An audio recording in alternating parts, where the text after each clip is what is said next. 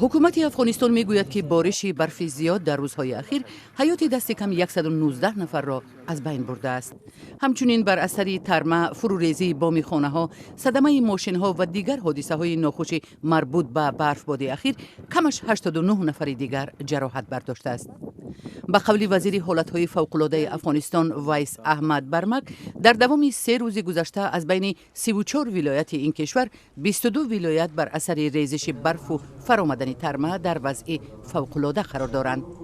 در 72 ساعتی که 22 ولایت افغانستان تحت پوشش برف قرار داشت، ما متاسفانه تعداد شهدا 119 نفر است. به تمام فامیلایی که متضرر شدن و اعضای خود از دست دادن بر همشان اظهار تسلیت میکنیم از آدرس کمیسیون و حکومت افغانستان. این منصبدار می افزاید که روزهای شنبه و یکشنبه در این منطقه ها تا 2 متر برف بارید. در نتیجه کمش 200 منزل زیست فرو ریخت و بیش از 500 سرچاروا هلاک شد.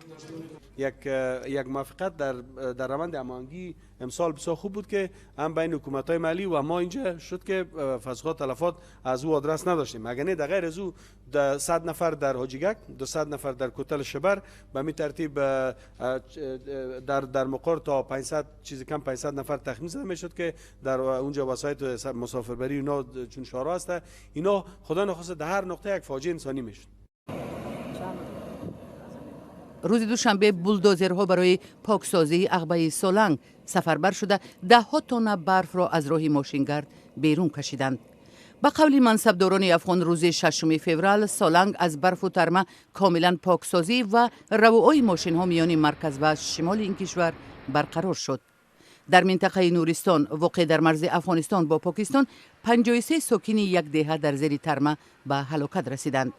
پرزیدنت افغانستان اشرف غنی از حکومت و نیروهای خارجی مستقر در این کشور درخواست نمود که به مردم نیازمند کمک رسانند.